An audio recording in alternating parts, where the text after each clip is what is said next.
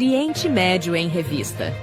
Um panorama do noticiário sobre o que acontece nos países da região.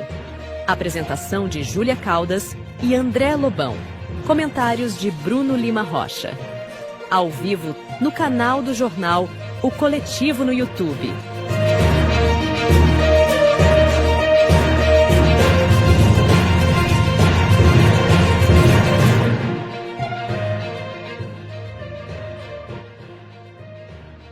Comigo estão Bruno Lima Rocha e Mohamed Ali.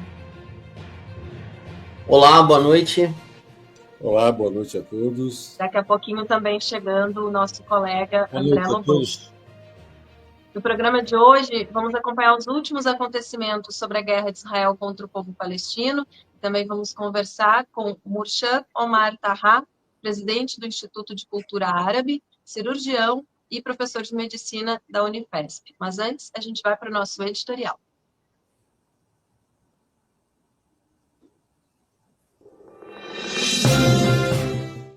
Agora, no Oriente Médio em Revista, editorial.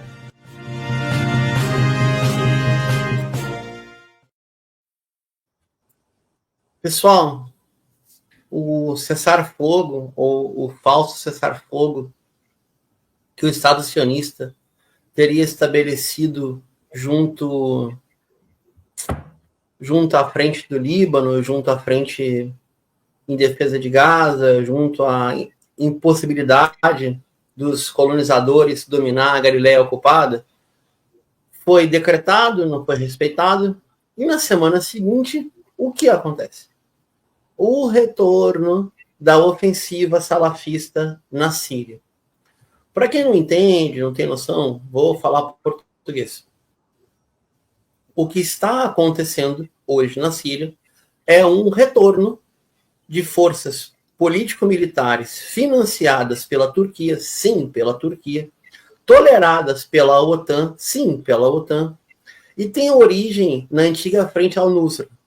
A Frente al-Nusra nada mais é, ou era, do que a filial ou a franquia da Al-Qaeda na República Árabe da Síria. É isso e não é nada mais do que isso. Vamos lá. O governo sírio, ele é 100% defensável? Evidente que não. O governo sírio, quando em 2010, 2011, poderia ter tido um trato mais apropriado com o protesto social? Evidente que sim. Poderia retomar a iniciativa de serviço público? Também. Nada disso está sendo escondido. Mas não há grau de equivalência entre o governo de Damasco, à frente da República Árabe da Síria, e a tentativa absurda, cretina, de chamar de rebelde mercenários salafistas. Não é mais o Daesh, o vulgo Estado Islâmico. Sim, não é mais o Daesh, o vulgo Estado Islâmico. Melhorou um pouquinho. É só a Al-Qaeda. Como se fosse no Ocidente, nós comentando, não, veja só, não é uma força nazista, é apenas fascista. Isso é um absurdo. É esse tipo de absurdo que nem a mídia ocidental consegue mais esconder. O papel de Ankara, ou seja, o papel da liderança da República da Turquia é lamentável. A Turquia é a campeã de discursos contra o Estado de Israel, são discursos belíssimos. Todos e todas nós, árabes descendentes no Brasil, assinaríamos embaixo. Houve uma ruptura de cessar relações diplomáticas com o Estado sionista pela plataforma do Elon Musk. Declarações maravilhosas. E de concreto, o que aconteceu? Nada. Encostou um navio hospital em Gaza? Não. Encostou um navio hospital em Beirute? Não. Houve algum cessar de venda de combustível para o Estado sionista? Que eu saiba, não. Então, como é que você rompe relações com um país da boca para fora e do corredor para dentro mantém as relações comerciais e econômicas? Diga-se de passagem, infelizmente, o Egito também. Como a gente estava falando aqui em off no intervalo, a República Árabe do Egito, de Gamal Abdel Nasser, hoje vive sob a tutela de um general que recebe dinheiro dos Estados Unidos para não fazer guerra contra ninguém. Porque o seu único inimigo estratégico é o Estado de Israel, ele se recusa, um, a combater o Estado sionista, dois, a fortalecer a resistência em Gaza. A gente espera, para encerrar esse editorial, que não vamos ser muito responsáveis nesse momento, tá? Houve uma passagem entre horrível e tenebrosa de 2010 a 2012, aonde uma parcela da liderança do Hamas, encantada com essa chance da Irmandade Muçulmana governar o Egito, a Irmandade Muçulmana que ganhou as eleições na Jordânia, sendo sincero aqui, de se aproximar dos rebeldes da Síria sob encargo da Turquia e do Cátar. O que aconteceu? Nada disso. Nenhuma força político-militar hoje lutando na Palestina, na Síria, no Iêmen, no Iraque e no Líbano tem a sandice de abrir mão das linhas logísticas do eixo da resistência, fundadas sobre a muito, diria eu, duradoura e resiliente economia iraniana, sob bloqueios e sanções. É disso que se trata. Inviabilizar o controle territorial na República Árabe da Síria tem como meta inviabilizar as linhas logísticas de abastecimento e movimentação de forças de reserva para a resistência libanesa liderada pelo Hezbollah. Ponto. É disso que se trata. E, para completar o nosso editorial, a guerra civil da Síria estava em estado estacionário há 4 anos. 2 elementos. Uma área tampão ocupada pela segunda força militar da OTAN, a Turquia, e suas forças satélites, essa filial das Nusra, que tem um nome até bonito, né? Hayat Tahrir al-Sham, vai libertar o al-Sham do quê? Bom, tudo bem, cada um com sua loucura, né? E as forças muito progressistas no seu panfleto, no seu documento, mas infelizmente, ridiculamente, absurdamente apoiada pelos Estados Unidos e financiadas pela extração ilegal de óleo na Síria. Eu estou me referindo às forças de defesa do norte da Síria ou às forças da esquerda curda, que vergonhosamente têm o mesmo tipo de aliança que tem os clãs que dominam Irbil e Soleimani no Kurdistão iraquiano. Um dia a gente vai falar de Kurdistão aqui e vai botar o pingo no i e falar com sinceridade. Mas havia controle territorial. O que nunca deixou de existir, para terminar esse editorial, é uma campanha de ataque aéreo, não é sistemático, é semanal, contra Damasco, contra as baterias antiaéreas, contra as forças que se organizam em torno da República Árabe da Síria. Sejam voluntários do Hezbollah, sejam voluntários da Kataib do Iraque, sejam voluntários da Força Al-Quds, sejam baterias sírias, o que for. E de vez em quando ainda atinge alguma base russa por tabela. O Estado sionista, financiado pelos Estados Unidos, nunca deixou de bombardear a Síria em nenhum momento. E aí eu faço a seguinte pergunta. Sendo a propaganda sionista ridiculamente associam o terror salafista com a resistência, aí sim, de origem shia, por que a força aérea do tal de Israel não bombardeia os acampamentos salafistas? Eu desafio qualquer propagandista sionista, perdão da rima pobre, qualquer cretino mentiroso, profissional, a demonstrar um bombardeio sequer à frente ao Nusra na Síria. Um bombardeio sequer do Estado sionista ao Daesh, vulgo Estado Islâmico. Sinceramente, eu desconheço. E desconheço quem eu conheço. E conheço mais de 100 especialistas no tema, estudiosos aqui no Brasil ou em demais países da América Latina. Para concluir, apesar das críticas construtivas e corretas ao governo Bashar al-Assad, a República Árabe da Síria é um bastião a ser defendido com unhas e dentes, por todos os meios necessários.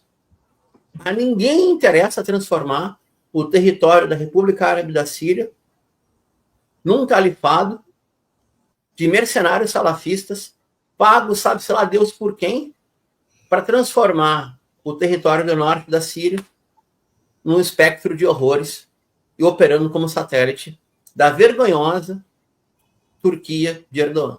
Obrigado, vamos ao programa. Mohamed.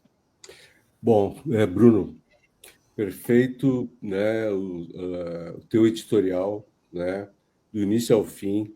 Fica até difícil de comentar, né, mas eu vou fazer as redundâncias, né. Os salafistas, para que todo mundo entenda, né, são aqueles que querem o Islã de 1.500 anos atrás. Aquele que proíbe as mulheres, aquele que oprime as mulheres, aquele que quer levar o Alcorão ao pé da letra sem evolução nenhuma, né? Eles são terroristas, são da ISIS, são do Daesh, né? Da mesma forma, né, esses salafistas, né, usam as informações dos Estados Unidos, a CIA, ela está abastecendo eles com informações, facilitando a entrada deles através dos bombardeios sionistas, como você falou, né? Então, o que nós podemos não nos surpreender se, como o 11 de setembro, a teoria da conspiração, tem os dançarinos israelenses, né? Não me surpreenderia, né, que após essa bagunça toda, né, encontrássemos lá também os dançarinos israelenses, como o 11 de setembro. A Síria, ela é um palco muito importante para o mundo árabe, é extremamente importante. Nós precisamos defender com unhas e dentes, né, a não divisão da Síria. Eles estão fazendo forças a dividir para governar. E é importante que o Irã atue, a Rússia atue e as demais forças atuem para sustentar o governo sírio, né, contra essa invasão estrangeira terrorista. Esse é o comentário. Obrigada, Mohamed. Dando agora uma boa noite aqui para o nosso colega André Lobão também, que acabou de chegar, e lembrando a quem nos assiste de curtir o vídeo também, além de deixar o like, seguir os canais aqui onde vocês nos assistem, e também para quem quiser e puder colaborar com o Pix, está passando aqui na tela, sindasp@gmail.com, ou no QR Code que daqui a pouquinho vai aparecer na tela, está aparecendo já. Qualquer valor é importante e bem-vindo para a gente continuar produzindo o programa nesse formato para vocês. E, na sequência, a gente vai conversar com o convidado de hoje, Murshad Omar Taha, que é presidente do Instituto de Cultura Árabe, médico cirurgião e professor de medicina da Unifesp. Então, seja bem-vindo, professor, e muito obrigada por estar com a gente hoje. Muito obrigado, boa noite a todos, obrigado pelo convite. E eu estou à disposição do programa. E não sei se é para me fazer também alguns comentários a respeito do editorial ou não. Fique à vontade, por favor. Fique à vontade, por favor. Evidentemente que há um processo em andamento já há muito tempo para a divisão dos países árabes, principalmente aqueles países árabes, por enquanto, que são opositores ao Estado de Israel. Então, esse projeto já está há muito tempo sendo executado. Isso aconteceu no Iraque. O Iraque está sujeito a ser dividido em 3 estados-países. A Síria também está no mesmo caminho, depois de 2011. Vai ter regiões do norte sendo entregues para os curdos e vão dividir o resto da Síria também em 2 estados. Esse é o projeto deles. Assim como eles estão planejando o domínio total da Palestina, quer dizer, esse é exatamente o plano. Da mesma forma, quando mataram o Gaddafi, de uma forma brutal, hoje a Líbia está dividida basicamente em 2 partes, 2 governos, em 2 estados.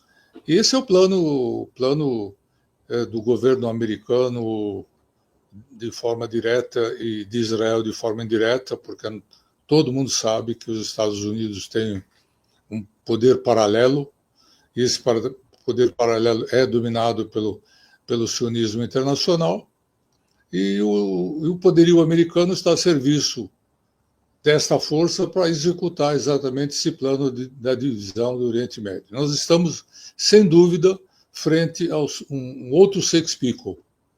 Para quem tem alguma dúvida do que significa Sykes-Picot, foi quando a Inglaterra e a França dividiram o povo árabe em 22 estados, em plena Guerra Mundial, Primeira Guerra Mundial.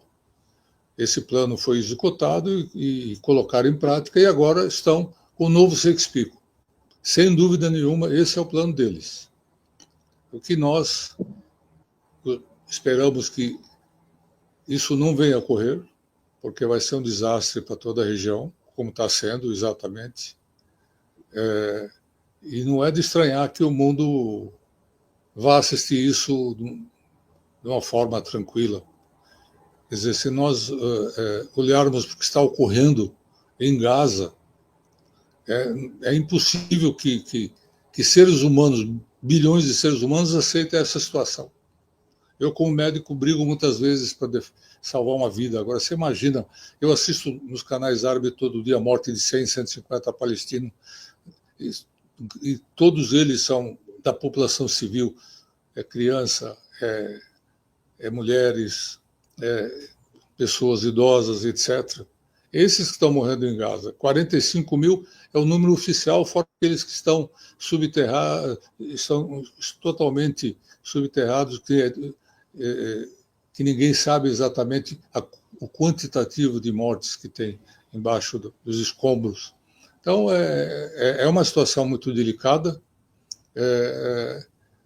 O que aconteceu após a trégua recente da Síria, de Israel com o Líbano agora, uma trégua porque o Israel estava realmente sofrendo as consequências, imediatamente eles acionaram os seus serviçais da Síria.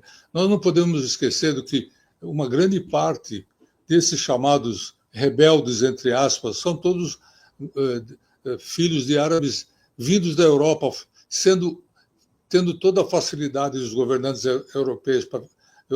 europeus para ficarem livres deles, mandaram eles para a Síria para se filiarem a esses chamados grupos aí, Frente Nostra, etc, etc, etc.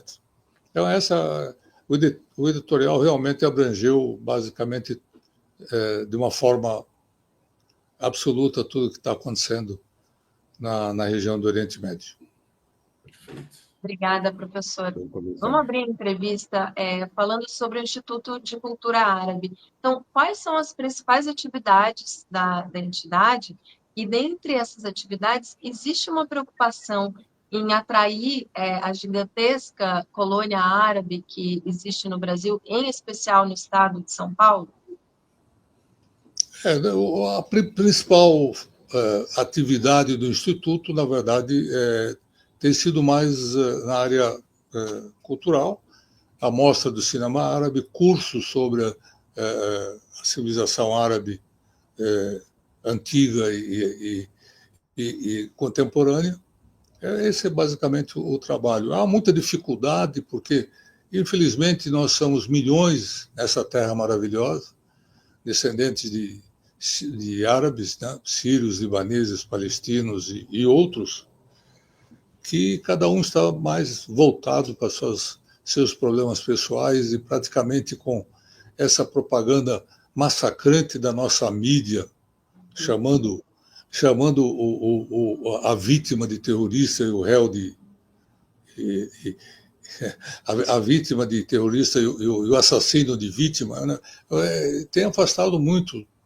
Então, hoje nós não sentimos dentro da comunidade aquela vontade que se tinha até a década de 70, 80, até a década de 90.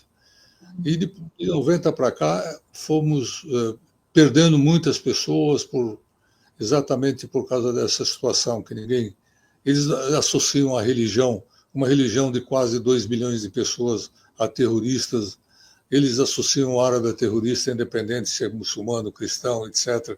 Então, é uma situação muito difícil. E o Instituto, dentro das suas possibilidades, ele tenta fazer alguma coisa, mas é muito difícil. Para que nós,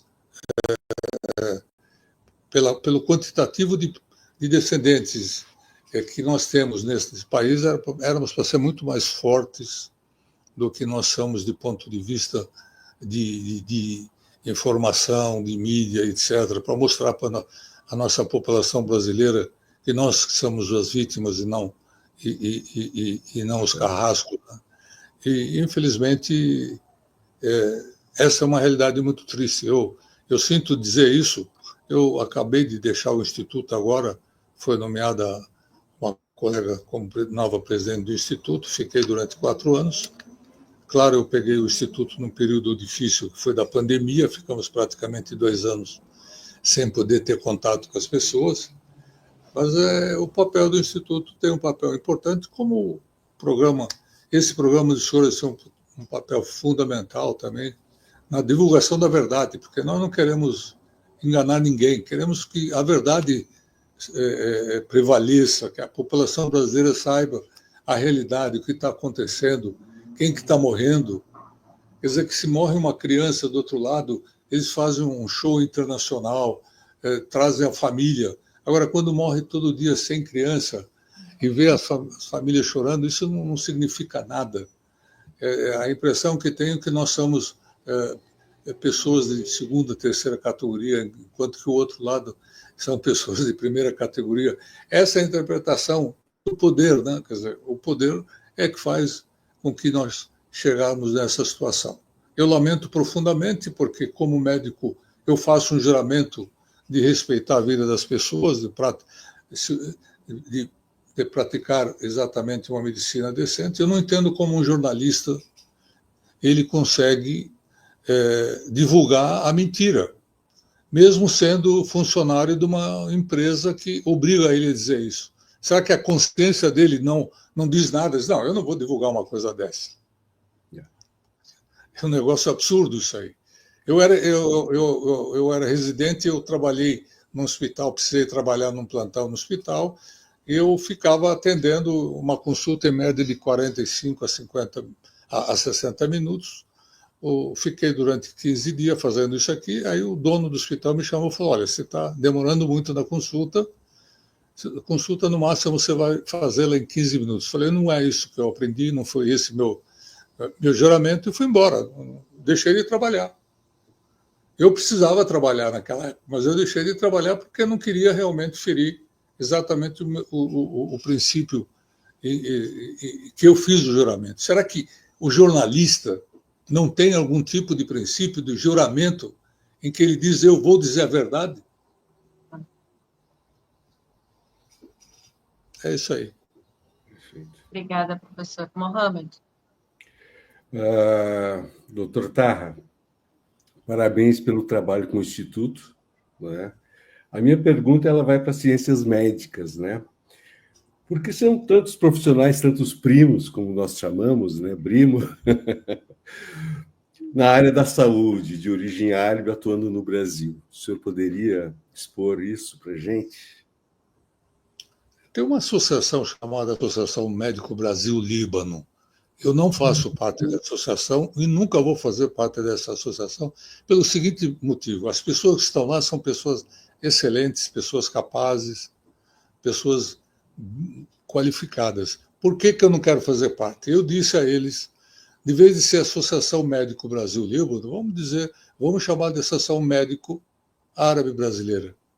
Por quê? Assim entraria o descendente de sírio, entraria o descendente do palestino, o descendente de iraquiano, que nós temos médico aqui, o descendente de jordaniano, e assim nós estaríamos realmente servindo a todos. Não concordaram e eu não faço parte, mas existe, é uma associação que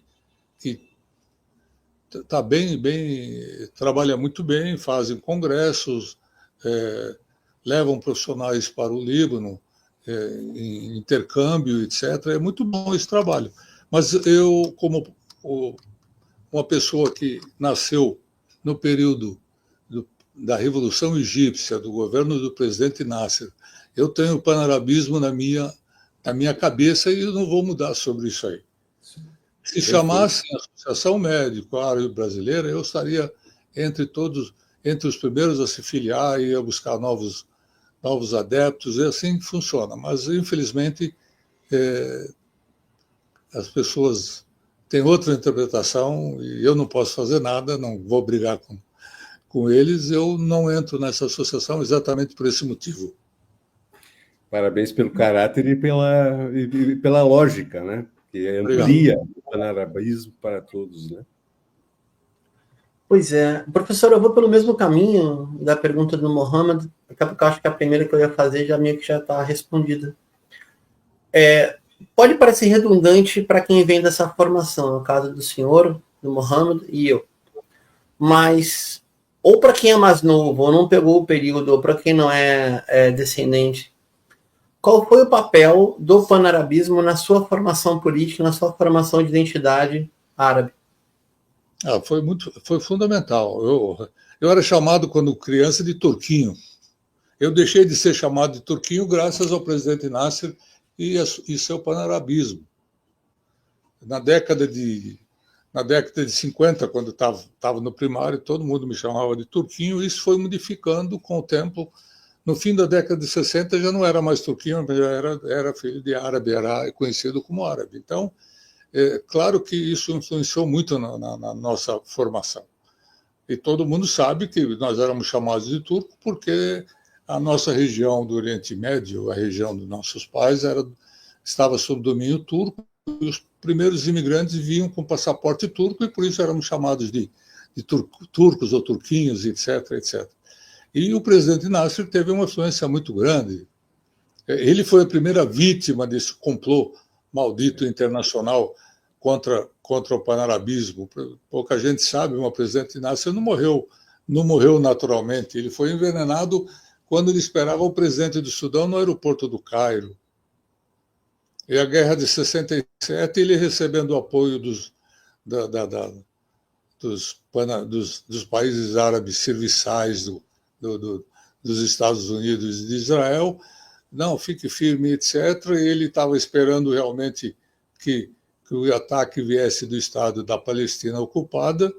O ataque veio por trás da Líbia, na base aérea de Wellesfield, na Líbia, que eu tive a oportunidade de conhecer, e na base aérea inglesa de Tobruk, atacaram a aviação egípcia em terra, e aí Israel conseguiu ocupar o Sinai tranquilamente, porque o Egito não tinha, naquela oportunidade, mais nenhuma cobertura para seu exército. E essa foi a chamada Guerra dos 6 Dias, né? Em que o americano que ganhou a guerra e quem levou a fama foi o Estado de Israel. Perfeito. Perfeito. Dr. Taha, o senhor colocou muito bem esse sentimento panárabe, né? De uma união árabe, um sentimento árabe, uma língua árabe, um idioma, né? Uma cultura tão rica, né? E agora essa etiqueta que colocam na gente de terrorista, imagina, né? Mata porque é terrorista, mas como mata que é terrorista? Né? O islâmico é terrorista, o cristão é terrorista, quem vem do Oriente é terrorista. Isso não existe. Olha a comunidade médica que salva vidas e que trabalha com tanta dignidade, tanto afinco, que leva com orgulho o nome árabe, a cultura, o berço árabe. Né? Pessoas como o senhor nós precisamos mais ainda. Né? E, pessoal, por gentileza, curtam, compartilhem, se inscrevam, que é muito importante para o Oriente Médio em Revista levar vozes como o Dr. Taha a todos vocês. Desculpa. Não, por favor. É importante a gente sempre discutir o papel e a importância da civilização árabe islâmica para a humanidade. Enquanto a Europa vivia na Idade Média, na escuridão, a medicina árabe ela foi de uma forma evolutiva naquele período, que muitas das descobertas que são atribuídas ao Ocidente foram de uma forma bruta, roubada daqueles seus seus descobridores. Imagina que eles falam do que a anestesiologia é de um dentista americano chamado Morton. Isso é uma mentira. Os árabes descobriram o anestésico. O Avicena, ele colocava numa esponja morfina, ópio e mandrágora, que é a base da anestesia moderna, colocava no nariz do paciente e operava sem dor. Isso há 1000 anos atrás. Eles dizem que quem descobriu foi americano. Da mesma forma que eles falam que o Newton descobriu a lei da gravitação universal. Não é verdade.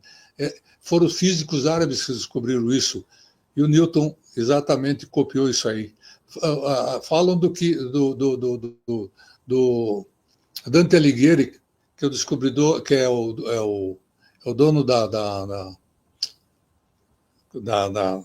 do livro, como é que chama, que ele escreveu, mas na verdade não é dele, a Divina Comédia. A Divina Comédia é do Ibn Khaldun, que ele escreveu exatamente a relação entre o céu e o inferno, entre o paraíso e o inferno. Isso é do Ibn Khaldun, não é do Dante Alighieri. Então, muito dessa civilização e da contribuição dessa civilização simplesmente apagaram. As primeiras universidades foram universidades dessa civilização. Dizem não, foi na Itália. De jeito nenhum. Foram os árabes que fundaram essa universidade na Itália. Não foram exatamente os italianos. Então, é algo que, infelizmente, apagaram uma grande civilização que contribuiu para a humanidade. E o que eles nos dizem hoje? Que nós somos terroristas, que nós somos desumanos, que somos bandidos, etc, etc. Eu gostaria de botar mais uma. Nós salvamos o berço da civilização ocidental, que é os filósofos gregos que foram, né, salvos e postos na primeira biblioteca do mundo, lá no Iraque. Né? Casa da Sabedoria. Mamun, quando criou a Casa da Sabedoria, ele fez buscar todos os livros gregos, romanos da Índia, da China, colocou tradutores e levou essa civilização por todos os caminhos que avançaram. Andaluzia, Córdoba tinha 1.700.000 pessoas há 1000 anos atrás, hoje tem 400.000 pessoas. Os maiores cirurgiões da Península Ibérica foram desse período. Abulcasis foi um dos maiores cirurgiões, é chamado o príncipe dos cirurgiões. Ele descobriu basicamente mais do que 700 instrumentos cirúrgicos e odontológicos. Ele foi precursor da endoscopia. Ele utilizava a vela para poder enxergar. Não tinha exatamente, mas ele é o precursor, é o pai disso aí.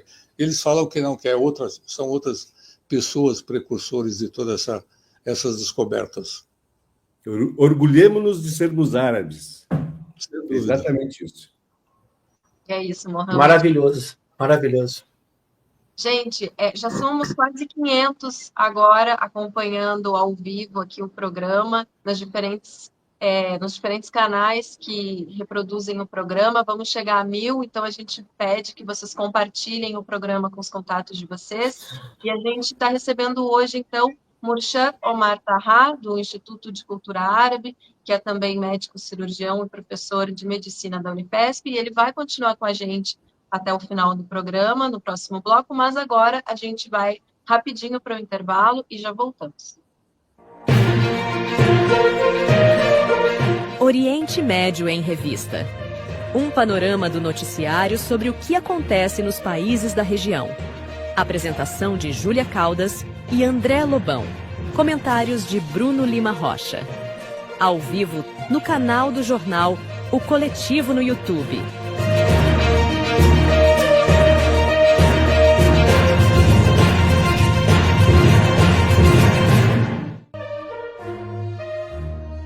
De volta com o Oriente Médio em Revista, lembrando quem nos acompanha de se inscrever no canal, também de curtir e compartilhar o programa nas suas redes sociais e de deixar o like aqui no vídeo dessa transmissão. Também tem o Pix, que está passando aqui na tela, que é sindasp@gmail.com, ou também no QR Code que aparece volta e meia aqui na tela, para quem quiser e puder contribuir para a gente dar continuidade ao programa, a nossa produção e tudo mais.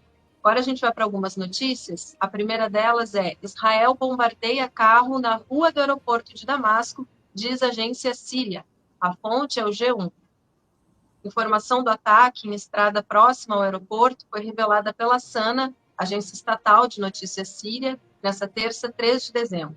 Ainda não se sabe quem estaria dentro do carro atingido. O Observatório Sírio para os Direitos Humanos informou que uma pessoa morreu e outra ficou ferida neste ataque israelense com o drone. Até o momento, Israel não se pronunciou sobre o acontecido. A Síria é palco de combates entre grupos rebeldes e tropas do governo de Bashar al-Assad após uma ofensiva relâmpago em Alepo, segunda maior cidade síria, também outras regiões do país, na semana passada.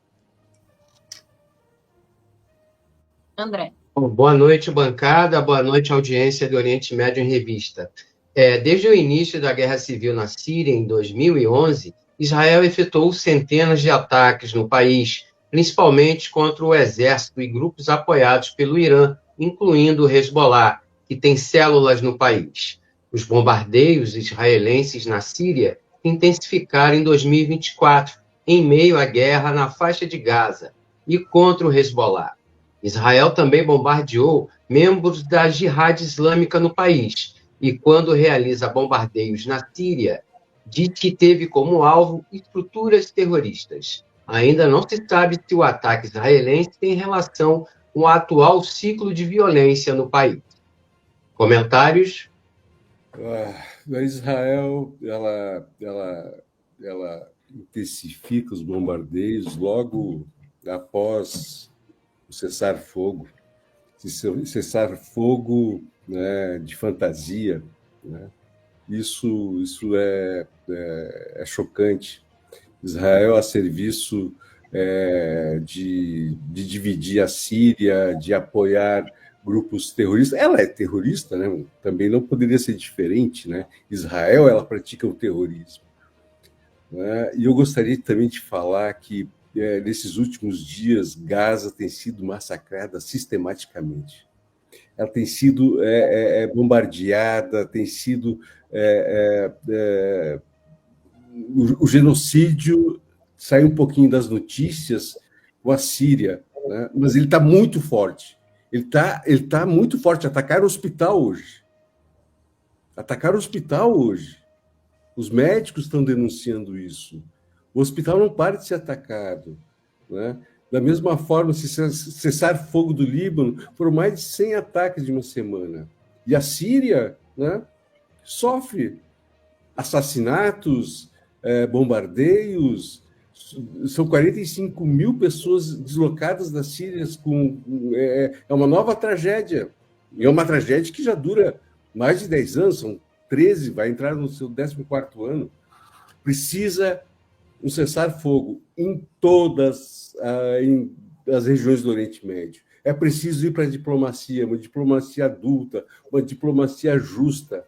Não adianta o Trump dizer e ameaçar. Não adianta, não tem mais medo disso. O mundo ele mudou, né? A resistência ela é forte. Nós sabemos quem são os inimigos, já caíram as máscaras de Israel com seu terror, né? Essa colônia sionista. Cai todas as máscaras, o mundo está desperto. A própria população americana está desperta. Não adianta mais comprar congressistas, mandar para Israel e fazer lobby. O mundo está despertando. E esse despertar ele está chegando. A primavera está chegando. Doutor Tarra, por gentileza. A situação realmente... se a gente vê por que está acontecendo na Síria exatamente após o cessar-fogo, nós vamos observar que eles querem cortar qualquer tipo de chegada de armamento ao Hezbollah. E essa trégua de 60 dias, exatamente para isso aí, para ver se eles tentam bloquear qualquer tipo de chegada de armamento via Síria, vindo do Irã para abastecer o Hezbollah, enquanto eles são abastecidos por ponte aérea diariamente, não só dos Estados Unidos, mas da Alemanha, da Inglaterra, da França e muitos outros. A própria Turquia também. Quer dizer, a Turquia, infelizmente, ela fala uma coisa e faz outra, né? Quer dizer, ela quer agradar a sua população, quer agradar a população da região, com um discurso que, na prática, a gente não consegue ver nenhuma objetividade. Não conseguiu romper relações, podia ter rompido relações diplomáticas, mas nunca vai romper. Isso é um jogo de cena, é um jogo de cena. Evidentemente que a gente pode pensar, mas se nenhum dirigente, os 20 e poucos dirigentes árabes, ninguém fala nada, você está preocupado com que uma outra etnia, outro povo, como o povo turco, que não tem nada a ver de árabe, por que ele tem que cortar a relação com Israel se os árabes não fazem isso? É lógico que a gente tem que entender do que esses dirigentes árabes são serviçais do império desde da criação desses países. Os 4 países ou 5 países que formavam a chamada Frente de Rejeição, hoje não usa mais esse termo, mas durante toda a década de 80, 90, até a primeira década desse século, se utilizava a Frente de Rejeição, que era formado pela Líbia, pela Síria, pelo Iraque, pelo Iêmen e o Líbano, entre aspas, uma parte do Líbano. O que aconteceu com esses países da Frente de Rejeição? Foram totalmente destroçados. O Iraque foi destroçado de uma forma injusta. Quer dizer, como é que pode o ministro da Defesa americano vem à televisão, vai na ONU, diz o Iraque teve culpa no 11 de setembro. Passado 2 anos depois que eles destruíram, falou, não temos prova nenhuma. Na verdade, houve um erro. Foi baseado na tese. Cara, que isso? Isso não tem lógica. Acabaram com a Líbia da mesma forma. Acabaram com a Síria do jeito que está a Síria. O Iêmen também. A Arábia Maldita, desculpem a expressão, que eu chamo de Arábia Maldita, não digo Arábia Saudita, porque é o único país do mundo que leva o nome de uma família. Nenhum país do mundo leva o nome de uma família. Deram a terra do profeta, que chamava Hijaz, e batizaram com o nome da família maldita, que é a família do Abdulaziz Saud. Saud é nome de família, não é nome do país. O que aconteceu? Levaram a Arábia Saudita e os Emirados Malditos também a atacarem, destruíram toda a infraestrutura do Iêmen, gastaram bilhões de dólares que podiam ter feito com que esse dinheiro pudesse ter criado um ponto de evolução se eles tivessem investido no Iêmen. O Iêmen seria uma outra nação poderosa, mas não, preferiram destruir toda a sua infraestrutura. Então, os dirigentes árabes na verdade, são peças na mão desse império ocidental, chamado ocidental entre aspas, Estados Unidos, alguns países europeus, não todos, a serviço do Estado de Israel. Israel tem direito à autodefesa. Tudo bem, e a população árabe palestina não tem direito à defesa? Vai se defender com o quê? Você falou em bombardeio é todo dia, mas a morte de crianças por falta de medicamento, a morte de criança por falta de alimento, a morte de criança por falta de água, crianças que precisam de oxigênio nos hospitais não tem, porque não tem mais hospitais, toda a infraestrutura hospitalar de Gaza está destruída. Ora, se isso aqui, se isso não está mexendo com a consciência da humanidade, não é possível que as pessoas não se movimentem. As universidades americanas reagiram, acabaram com todos eles, ameaçaram deportação, falaram que se algum estudante estrangeiro participar de qualquer manifestação depois da volta das férias agora, seria expulso. Tanto é que acalmaram. Quando os estudantes chineses, há 30 anos atrás, se manifestaram contra o governo da China, saiu durante praticamente 20, 30 anos aquela figura daquele estudante na frente do tanque dizendo... Agora, o que o americano fez nos seus estudantes, reprimindo, prendendo, numa manifestação altamente pacífica. Então, o nosso mundo é cruel, Mohammed. Infelizmente, é muito cruel. É algo que não foge de qualquer compreensão. Esse ser chamado ser humano não é mais ser humano, não existe isso aí. Não sei que tipo de ser que nós nos transformamos. Porque o ser humano verdadeiro tem um pouco de amor e sentimento ao próximo.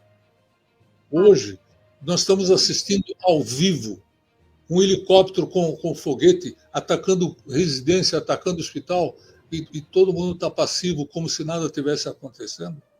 Era para ter uma paralisia no mundo inteiro para parar. Se o Tribunal Penal Internacional diz vocês estão cometendo genocídios, devem ser presos. Aí vem o serviçal maior do sionismo, que é o governo americano, diz não, eu vou boicotar o juiz X, o juiz Y, assim sucessivamente. Então, nós estamos vivendo, infelizmente, um mundo muito cruel. Né? É isso, gente. Seguindo aqui com as notícias, bombardeios sírio-russos deixam dezenas de terroristas mortos, a fonte, o site de notícias Al Mayadin. A aviação conjunta sírio-russa lançou ataques direcionados contra posições e movimentos de grupos terroristas nas províncias de Idlib e Ramá, causando pesadas baixas em pessoal e equipamento. Uma fonte militar disse à Agência Nacional de Notícias da Síria que os ataques aéreos de artilharia causaram a morte e ferimentos a dezenas de radicais, além da destruição dos seus veículos e armas. Um alto funcionário da segurança síria informou à agência russa RIA Novosti que a aviação local destruiu um centro de comando da organização radical Hayat Tahrir al-Sham, antiga Frente al-Nusra, ao sul de Idlib. Já um correspondente da Al Mayadin relatou um colapso significativo nas fileiras inimigas, posicionadas na entrada de Qanasser Attiria, à medida que o exército sírio avança ao sul de Alepo, em direção a Al-Safira, marcando o regresso estratégico às zonas rurais daquela província. Fontes locais indicaram a participação direta de combatentes ucranianos da unidade Lobo Branco, inserida no Hayat Tahrir al-Sham. Além disso, imagens que circulam nas redes sociais mostram estrangeiros na linha de frente nas regiões de Alepo, Ramá e Idlib. De acordo com informações preliminares, a unidade especial Lobo Branco é uma divisão do Serviço de Segurança ucraniano, especializada em operações de drones de alta tecnologia, que desempenhou um papel crucial nos ataques contra o exército russo na Ucrânia. Além disso, a unidade especial também conta com equipes de atiradores altamente especializadas. Comentários? Eu quero dar os parabéns para a OTAN, né, que está ao lado dos terroristas. Né? A OTAN ao lado da ISIS, da Al-Qaeda. OTAN, você merece um prêmio de hipocrisia, um prêmio de falsidade, um prêmio de trabalho sujo no mundo. E a Ucrânia merece outro prêmio. Né? A OTAN quer que lute até o último ucraniano. O povo está ferido, né? Muitas mortes, uma geração totalmente dizimada, perda de território. O que estão fazendo na Síria? O que estão fazendo na Síria? Invadindo outro país para dar apoio aos ignorantes, dos salafistas, aos extremistas salafistas que querem oprimir, que querem botar a ISIS a trabalhar?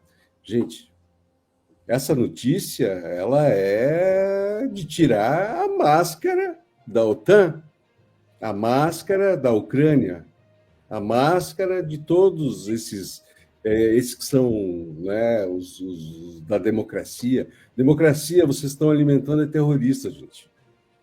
O apoio que nós damos é para o governo da Síria, para manter a Síria unida. Não pode se dividir. Toda a força ao Bashar al-Assad. Doutor? O mundo unipolar dominado pelos Estados Unidos, eles não se importam com a morte de ucranianos, não se importam com a morte de palestino, de sírio. O que importa para esse grupo dominante nos Estados Unidos é o lucro. Quem está lucrando com essas guerras recentes é a indústria de armamento americano, que já estava quase em colapso por falta de guerra. Então, eles estão lucrando com essa situação, não estão preocupados com a morte de ucranianos, com a morte, como eu disse, de qualquer outro, de qualquer outro povo, né? O interesse deles é o lucro. Só que o interesse na Ucrânia é o lucro, o interesse no Oriente Médio ele é duplo, ele beneficia Israel com a divisão dos estados vizinhos, com a criação de estados tampões favoráveis a Israel, além do lucro que eles têm com a venda de armamento. Então, essa é a realidade. Quer dizer, para a população árabe síria, a população árabe do Iraque, a população árabe palestina, a população árabe libanesa, eles estão sofrendo e vão continuar sofrendo, infelizmente, porque o objetivo, o grande objetivo é esses 4 países se tornarem N países para que o Estado de Israel possa dominá-los da forma como eles querem. É o projeto, a gente nunca deve esquecer do projeto de Grande Israel, que é do Tigre, do Nilo ao Éufrates. Esse é o projeto, isso que está na bandeira de Israel no parlamento. Quer dizer, o poder de Israel é do Nilo ao Éufrates. E eles vão colocar isso na prática. O presidente do Egito é totalmente subserviente a eles. A mãe deles faz parte dessa etnia. Isso é uma realidade, não é mentira, não é propaganda. Ela faz parte dessa etnia. E, portanto, quem é criado pela mãe nessa etnia, ele segue a filosofia da mãe. Portanto, então, o Egito não vai fazer absolutamente nada. A Arábia Saudita, muito menos. Esse tal de Mohammed Salman, que matou o jornalista de uma forma cruel, isso é tudo programado para ele ficar na mão deles, exatamente para ele depender deles. Ele não pode se movimentar em nenhum lugar se não for a proteção americana. Porque a própria CIA diz que quem mandou matar foi o príncipe, que vai ser o rei daqui a pouco, que está a caminho do projeto abraâmico para reconhecer o Estado de Israel. E vai chegar o tempo em que eles vão também dividir a Arábia Saudita na hora que começar a ter alguma reação. E assim sucessivamente. Esse é o projeto e o plano para a divisão do Oriente Médio. Infelizmente, o povo do Oriente Médio sofre por estar numa região altamente estratégica, por ter o potencial energético, que é a matriz energética que está sendo está jorrando para o Ocidente tem mais de 100 anos. Quando eu digo Ocidente, esse dinheiro do petróleo que vai todo para as cidades, para os Estados Unidos e para a maior parte da Europa, e fica uma migalha para a população local. Vejam, senhores, país que exporta 12 milhões de barris de petróleo diário, sua população tem 70% da sua população não tem residência própria. Só 30% dos sauditas têm casa própria, os outros são tudo alugados. Então, essa é a situação. Enquanto tiver petróleo e estiver jorrando para o Ocidente, o Oriente Médio nunca vai ter paz. Haja visto que criaram o Estado de Israel. O dia que, se por qualquer motivo desaparecesse o petróleo do Oriente Médio, eu tenho certeza que não haveria mais interesse no Estado de Israel e o próprio Israel se autodissolveria.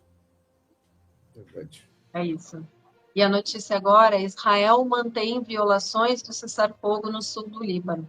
A fonte é também o site de notícias Al Mayadin. Como parte das contínuas violações do acordo de cessar-fogo no Líbano, um drone israelense atacou a cidade de Beit Li, no sul do país, nesta terça-feira, 3 de dezembro. Ao mesmo tempo, um comboio de veículos inimigos avançou nos arredores de Al-Wazani, em direção a Vatakiam, dividindo-se entre os setores leste e sul da região. Durante a madrugada desta terça-feira, aviões israelenses também bombardearam aldeias e lançaram sinalizadores e balões térmicos em diferentes localidades.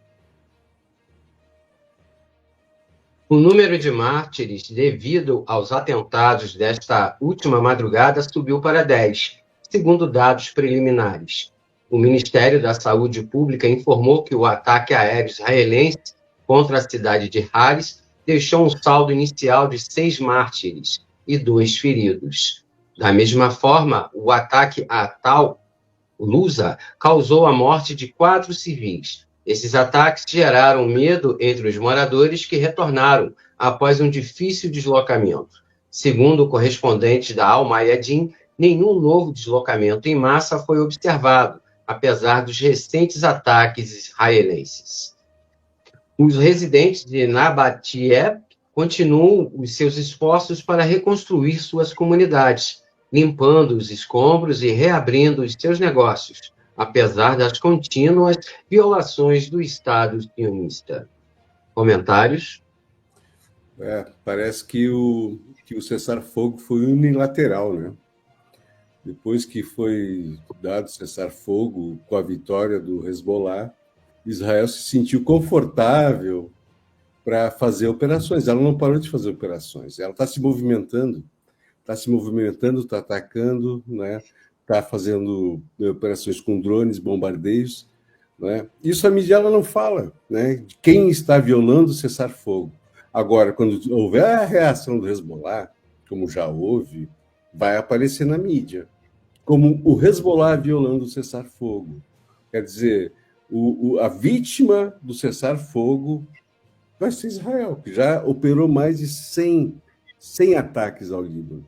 E pobre povo libanês do sul do Líbano. Ele estava voltando feliz, alegre para reconstruir as suas vidas. Agora estão retornando, estão fugindo de novo, né? Estavam prontos para comemorar a volta a uma vida, né, pacífica, não mais.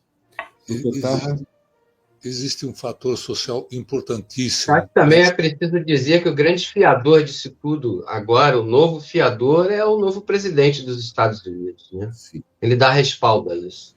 Mas existe um fator social importantíssimo nessa situação. Veja quem é o dono da terra e quem é o usurpador da terra. O dono da terra, a hora que assinaram o cessar-fogo, 85% da população libanesa voltou para suas cidades, porque é sua terra. Enquanto que os israelenses do norte de Israel não votaram. Isso criou uma situação embaraçosa para o governo de Israel. Quer dizer, você fez acordo e a nossa população não quer votar porque não tem segurança. Por que ele não tem segurança? Porque não são dono da terra. É diferente. Quando você é dono da sua casa, dono da sua terra, você morre pela sua casa. Agora, quando você rouba a casa dos outros, você não vai morrer. A hora que você é expulso, você foge. Esse aspecto social, é isso que Israel está fazendo. Está querendo, discípulos, não cheguem nas cidades. Na grande maioria. Se chegar, eu vou atacar. Exatamente porque eles estão enfrentando um dilema muito grande. Não tem condição, não tiveram condição, com cessar-fogo, fazer com que sua população volte para o norte de Israel ou norte da Palestina. Isso é importante. Isso, por mais que eles tenham a força da aviação, por mais que eles tenham a força do império por trás deles, o amor à terra eles não têm, porque não é deles aquela terra. Essa é a diferença. Então, volta e meia, eles atacam uma cidade quando chega uma população, etc., mas 80% já estão nas suas cidades, já estão começando a reconstrução das suas cidades. Então, essa é a diferença entre o nativo terra e o invasor. Perfeito. Muito bem colocado, muito bem pensado. Isso aí, doutor. Perfeito. Professor. No programa de hoje, então, recebemos Murshad Omar Taha, do Instituto de Cultura Árabe, e também médico, cirurgião e professor de medicina da Unifesp. Professor, últimas considerações e brevíssimas para a gente já nos encaminhar para o encerramento do programa, por favor. Eu quero agradecer novamente o convite para poder participar desse papo com vocês. Acho um papo muito agradável. Há muito tempo eu não tenho discutido esse assunto e quero reafirmar novamente a importância desse programa, o papel que vocês estão desenvolvendo, a importância da mídia. Eu me lembro que eu li numa entrevista do Nelson Rockefeller há 40 anos atrás, em que ele disse para o repórter que se eu perdesse toda a minha riqueza, sobrasse $1, eu ia investir na mídia. Então, nós precisamos da mídia para que possamos demonstrar para a população brasileira do que nós somos vítimas de um complô maléfico de tal forma que não tem dó de criança, não tem dó de idoso, não tem dó de ninguém. Para eles, a morte de pessoas não significa nada. Então, essa é a importância do papel de vocês. Eu só queria encerrar 2 segundos. Hoje estou coordenando o Núcleo de Assistência à Saúde dos Refugiados da Escola Paulista de Medicina do Hospital São Paulo. Já atendemos refugiados de 17 países, não é só refugiados do Oriente Médio. Então, por favor, divulguem quem precisar.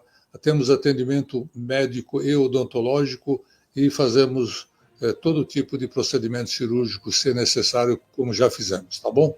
Obrigado pelo convite. Eu espero que vocês tenham sucesso sempre, cada vez mais, e que vocês possam levar a voz da verdade para todo esse imenso território do nosso querido Brasil. Muito obrigado. Obrigada. Obrigado, doutor Tarra. Muito obrigado mesmo. Pessoal, Mohamed, breves palavras para o nosso encerramento. Curtam, compartilhem, é muito importante trazermos pessoas como o Dr. Tarra e tantas mais, né, para que esse canal cresça e que vocês tenham a verdade dos fatos em seus celulares, em seus televisores. Um abraço a todos. Boa noite para vocês, obrigado pelo convite. Opa, obrigado. Fica com a gente só um pouquinho. Últimas notícias, então, são 2 muito rapidamente. Uma foi feita tem a fonte AFEPAL, Federação Árabe Palestina do Brasil, que também gentilmente nos indicou ao Dr. Murchad para ser nosso entrevistado hoje. Seguinte. A jornalista francesa Marine Vlahovic, 39 anos, foi encontrada morta no terraço de sua casa em Marseille, França. A causa da morte está sendo investigada. Marine preparava um documentário sobre o genocídio palestino e a conduta criminosa dos israelenses em Gaza. Veterana na cobertura jornalística sobre a Palestina e o Oriente Médio, Vlahovic contribuiu com importantes veículos franceses, RTS, Le Soir, RFI, Rádio France e Libération. Em declaração à Arte Rádio, afirmou que, aspas, Marine dedicou parte de sua curta vida à causa palestina e o trabalho dela fará falta no mundo dos documentários em áudio. Documentários em áudio, por sinal, que são uma das especialidades do nosso colega André Lobão. Entre os trabalhos de Marine está o podcast Gaza Calling, compilando mensagens de voz de seus colegas jornalistas e amigos palestinos que tentam sobreviver ao genocídio em Gaza. Quem conhece um pouco a DST, que é o Departamento de Segurança Territorial francês, a Conta Penal francesa, sabe que tudo é possível e mais alguma coisa. Está muito além da imaginação. Marseille é uma cidade muito perigosa, muito presente o tráfico de drogas vindo, inclusive de conexões francesas no norte da África, no Magrebe, com presença marroquina, que é aliado de Israel, aquela monarquia pilantra marroquina. Tudo é possível, mais alguma coisa. Infelizmente, nada vai ser investigado, porque a França é uma das apoiadoras do genocídio palestino, embora se arvore de protetora do Líbano. E, por fim, a fonte é a Oriente Mídia, editada por nossa querida liderança Claude Rajá, e a chamada é simples. Irã está pronto para considerar o envio de tropas para a Síria a pedido de Damasco.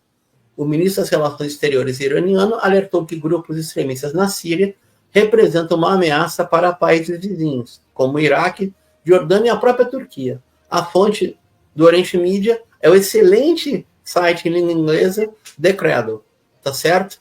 E aí é o seguinte, gente, não vai ser... Vamos botar a tela compartilhada já? Pode compartilhar para terminar, por favor? E aí, Dr. Murchad, nosso primo Mohamed, Júlia, André, eu, Alain, não vai ser a Força Al-Quds. Não vai ser um pequeno destacamento de voluntários heróicos a treinar e organizar a resistência. Se a Síria pedir, vai tropa regular. E aí eu quero ver fazer alguma coisa com as forças regulares da República Islâmica do Irã, junto com a Kataib do Iraque, junto com o Hezbollah, junto com a República Árabe da Síria, junto com as forças sírias. Aí eu quero ver fazer alguma coisa. Tá certo? E se for pedido formal de ajuda, pode incluir a aviação de guerra, incluindo os Sukhoi Su-35 russos que já estão operando na Força Aérea Iraniana. Enfim, acabou Parece aquela música cubana, né? Acabou a diversão, né? Tipo assim, acabou a palhaçada, acabou o deite e rola na Síria, isso não vai acontecer mais. Enfim, para terminar o jornal, muito obrigado, doutor Mocho, obrigado, Mohamed, Júlia, André, deixo com vocês para encerramento. Obrigada, Bruno. Aproveitar para saudar a nossa audiência, que hoje nós fomos quase 900 pessoas aqui no ao vivo, nos diferentes canais que compartilham o programa. Então, muito obrigada, audiência. Sigam aí curtindo e acompanhando a gente. Essa edição do Oriente Médio em Revista fica por aqui. Esperamos vocês no nosso próximo episódio aqui no canal. E o nosso programa conta com a produção técnica e jornalística de Alan Camargo, André Lobão, Bruno Lima Rocha, Christopher Dalalana, Juan Carvalho e Júlia Caldas. E contamos também com a participação de Mohamed Ali, do Comitê pela Paz na Palestina contra o Apartheid e o Genocídio. Boa noite para todos. Aproveitamos para convidar você que nos assiste a curtir e compartilhar nosso programa em suas redes sociais e também a deixar o seu like aqui no vídeo desta transmissão. E quem quiser colaborar com o programa, nosso Pix vai aparecer aí na tela. Joga aí, Alan. É importante dizer que Oriente Médio em Revista é transmitido de forma simultânea nos seguintes canais: Oriente Médio em Revista, O Coletivo, A Voz Trabalhadora, GGN, Canal da Geopolítica, Brasil de Fato, Rio Grande do Sul e aos sábados no canal da Revista Fórum. O Oriente Médio em Revista é uma realização do Instituto de Cultura, Comunicação e Educação Popular, o ICEP. Um abraço e até a próxima. Até a próxima terça. Um abraço, gente.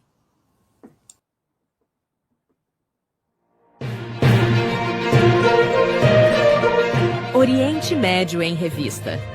Um panorama do noticiário sobre o que acontece nos países da região. Apresentação de Júlia Caldas e André Lobão. Comentários de Bruno Lima Rocha. Ao vivo no canal do jornal O Coletivo no YouTube.